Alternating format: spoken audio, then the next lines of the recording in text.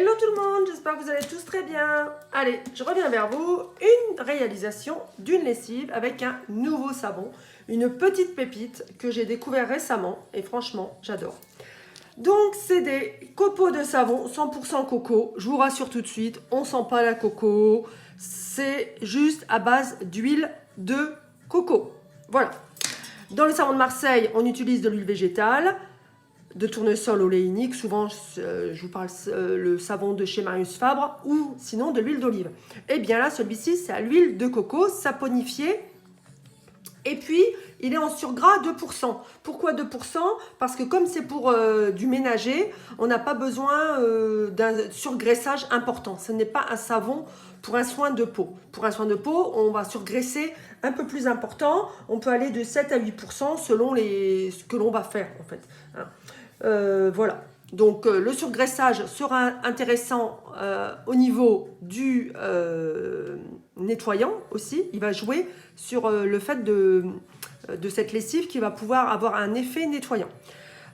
Donc, elle se présente comme ça. C'est des petits copeaux, tout mignons, tout blancs, tout beaux. Et puis, je l'ai eu sur l'atelier Bigoudon. Donc, c'est sur Internet. Je vous invite à aller vérifier, à les découvrir. Hein. Honnêtement, c'est sympathique. Il y a pas mal de produits. Et puis, moi, j'avais trouvé ça. J'ai trouvé ça sympa. Donc, je me suis dit, je vous fais partager. Et en même temps, je fais partager l'atelier Bigoudon. Honnêtement, sympa comme tout. Donc, c'est avec Gaëlle. Et je lui fais un petit clin d'œil d'ailleurs. Et puis, bah voilà, on va réaliser la lessive ensemble. Donc, vous utilisez votre dosage habituel. C'est une lessive quand même qui va être un peu plus... je trouve qu'elle est plus décapante quand même qu'une lessive que l'on va réaliser traditionnellement, où on va devoir un peu plus faire d'ajout. Mais là, honnêtement, le savon, il est pas mal. Donc voilà, et vous savez que je suis très adepte du savon de Marseille. Hein, donc ça ne change pas, j'adore le savon de Marseille, ça ne changera jamais. Mais là, honnêtement, donc voilà. Allez, pour ce faire, on revient à la réalisation de la recette. J'ai introduit 50 g de copeaux de savon. Donc la recette, c'est celle qui est au dos du petit pot. Hein. Ce n'est pas ma création, c'est celle que je refais. Et honnêtement, elle est top. 50 g de copeaux de savon. On va utiliser l'autre bras parce qu'avec le bras droit, c'est pas possible. Et je vais verser 2 litres d'eau chaude. Alors bon, moi je fais à la bouilloire. Après, si vous faites chauffer au feu directement ou au micro-ondes, hein, je ne le dirai jamais assez, on est prudent avec l'eau chaude. Et on mélange. On mélange, on mélange, on mélange, on mélange. Alors ça va fondre très vite. Hein. Vous savez que l'huile de coco... c'est très rapide déjà en dissolution. Déjà, l'huile de coco, en général, quand elle est en pot, l'été, avec l'effet de la chaleur, elle se dissout, elle est plus solide. Hein. Donc là, imaginez-vous, voilà, top chrono. Hein. C'est une recette vraiment très très rapide. Voilà. Pour moi, les copeaux sont fondus, comme vous les voyez, hein, sont complètement fondus. Un petit coup pour vérifier, et c'est nickel. Hop, voilà, les copeaux sont parfaits. Ensuite, on ajoute, donc dans la recette, c'est facultatif, 50 g de bicarbonate. Ça, c'est la base. Parce que si on n'ajoute pas de bicarbonate, il faut quand même aider le savon à avoir un pouvoir nettoyant. Même si celui-là, déjà, au niveau du détachage, du fait de son surgraissage, c'est correct. On n'en doute pas, mais il nous faut quand même du bicarbonate, comme dans toutes les autres lessives où on ajoute du bicarbonate. On peut ajouter facultativement des cristaux de soude. C'est ce qui va permettre d'avoir un nettoyage un peu plus en profondeur, avec la bicarbonate qui est là pour assainir, assouplir, désinfecter. En fait, ça va jouer leur rôle avec les poudres alcalines. Voilà, donc on prépare 50 g des deux poudres. Moi, je les mélange ensemble, il n'y a aucun souci. Par contre, on les met à froid. Voilà, j'ai testé, j'ai fait les deux, je les ai fait à chaud et à froid. Et honnêtement, quand je les verse à chaud, ensuite, ça nous fait un petit déphasage qui n'est pas méchant au niveau de la réalisation de la recette, dans le sens où on va avoir une partie haute avec le savon, une partie basse avec les liquides.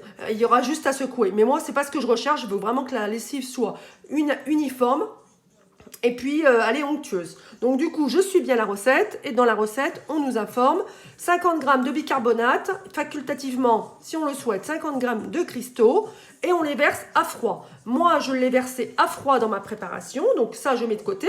Là, à date de tout de suite, la lessive, elle est faite. On attend que ça refroidit. Et une fois que c'est refroidi, on va verser ce mélange.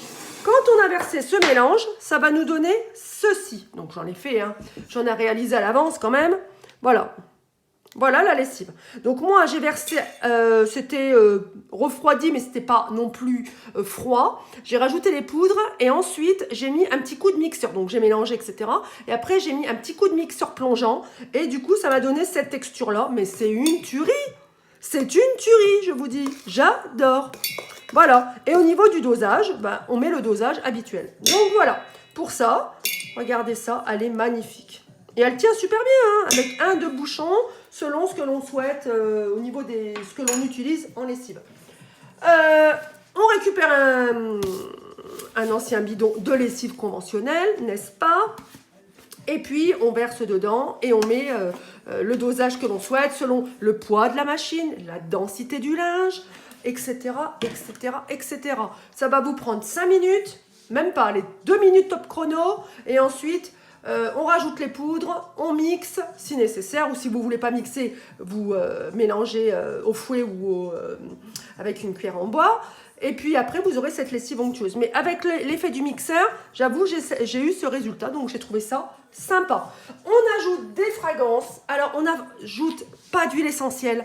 Honnêtement, l'huile essentielle dans la lessive... Moi, souvent, j'en vois dans les groupes ou dans des sites ou dans des recettes. Je vois pas trop l'intérêt dans le sens où l'huile essentielle, déjà, elle va être rincée et elle va pas avoir une fonction. C'est plus du gâchis en soi où l'huile essentielle va partir dans les eaux usées parce que bah, on se doute bien que la machine va rincer le linge. Hein, on va pas avoir le linge...